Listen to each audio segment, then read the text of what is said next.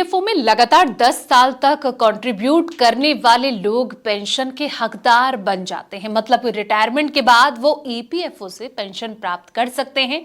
Pension कितनी होगी ये उनके कंट्रीब्यूशन के आधार पर तय होता है।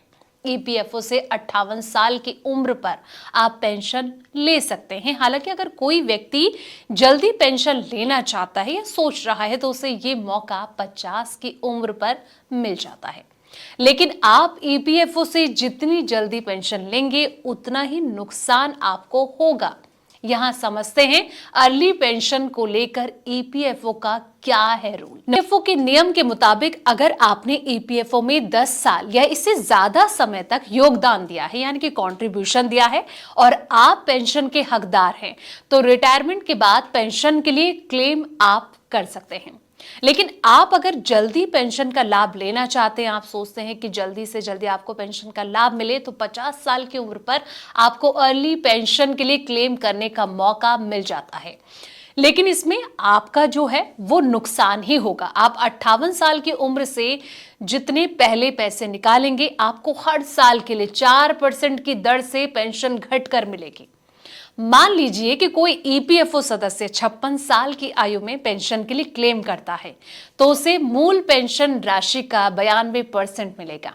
मतलब कि निवेशक ने 2 साल पहले अप्लाई किया है इसलिए उसके पेंशन राशि से 8% की कटौती हुई है। इसी तरह 55 साल की उम्र पर क्लेम करने पर मूल पेंशन का 88% और 54 साल क्लेम करने पर मूल पेंशन का 84% राशि पेंशन के तौर पर मिलेगी।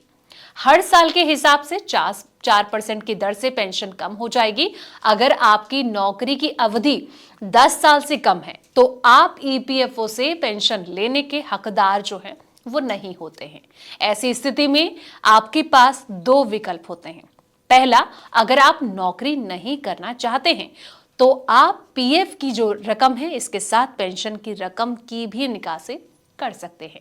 मतलब ये हुआ कि फुल एंड फाइनल सेटलमेंट आप कर सकते हैं। दूसरा ऑप्शन जो है उस पर चलते हैं और उसको समझते हैं। यानी कि अगर आपको लगता है कि आप भविष्य में फिर से नौकरी ज्वाइन करेंगे तो आप पेंशन स्कीम जो है वो सर्टिफिकेट उसका ले सकते हैं। ऐसे में आप जब भी नई नौकरी को ज्वाइन करेंगे तो इस सर्टिफिकेट के जरिए पिछले पेंशन अकाउंट को नई नौकरी में जुड़वा सकते हैं।